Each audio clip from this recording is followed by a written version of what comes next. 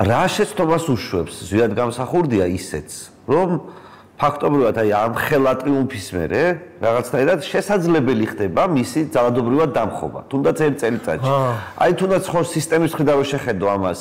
დანაშაულის პრევენცია უნდა მომხდარიყო აუცილებლად. ცოტა მკაცრი მეთოდებით. ძალოვან უწყებას თავისი სიტყვა უნდა ეთქვა. ანუ მე არ გეუბნები რომ ეს იოლი იქნებოდა და მაგას ახლა ამდენი წლის შემდეგ რო თქვა და განმარტო რა შედეგი მოყვებოდა მე ვერ გეტყვი მაგას მაგრამ ნოლი იყო პრევენციული და რეპრესიული ხასიათი ხო საერთოდ ხო ეს ხო არ იყო იმის გამო რომ ზვიად გამსახურდია ძალიან კრიტიკულია შევხედოთ ძალიან ახლა პათეტიურია და ძალიან კარგად ესმის ყურებს რომ ისინი ვარდებს ისინი ტყვიას გვესვრიან ჩვენ ვარდები ვესროლოთ მაგრამ ბიჭო ამათთან გამორიცხული იყო სხვა ენით საუბარი ხო ხა ძალოვანი უწყება იმისთვის არსებობს ქვეყანაში რომ საზოგადოება ხო რა ქნას პოლიციელმა თუ შენეუბნები რომ ვარდები ვესროლოთო მან დავარ ზუსტად რომ ზვიადი ჰუმანისტი იყო თქო შენ ამას როდესაც ვერ იყენებ ვერ გაამყარებ სახელმწიფო ვერტიკალს თუ ქუჩაში წესრიგი არ გექნა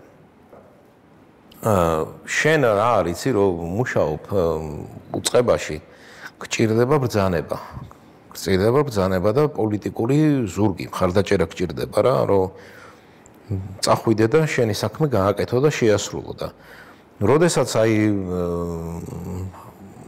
ქუჩაში რაც ხდებოდა ყველას გვახსოვს აი როდესაც ეს ხდება ქუჩაში და შენ რო გეუბნება თავარსარდალი რომ იცი შენ რა ქენი იაგო ცემო ოღონდ არ ცემო რა ისროლე ოღონდ არც ისროლო ხო და ეს ძალოვანისთვის ცოტა გაუგებარი ფორმულაა, გაიგე? ანუ იმ ჩვენ გვჭირდება კონკრეტული ბრძანება, კონკრეტული მოქმედება. იქ უკვე გაფილტრული ბრძანება მიდის პირად შემადგენლობამდე. რომ ეს არის გასაკეთებელი, მორჩა. იქ რო გზაში დამაწევ, რომ იცი რა, ახლა არ გინდა რა დაანებე ამ თბილისის ზღვას თავი.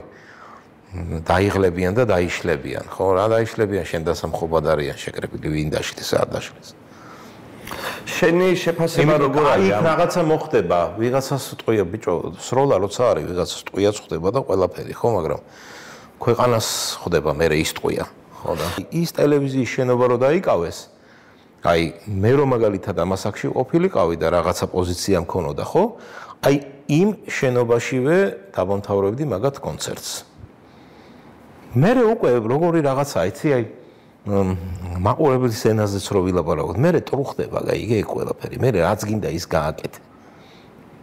ის რო გაუვათ, ეს რო გაუვათ, მერე იქ რო შევარდებიან, მერე პოლიციის განყოფილებას რო დაეცემიან, იარაღს წაიღებენ.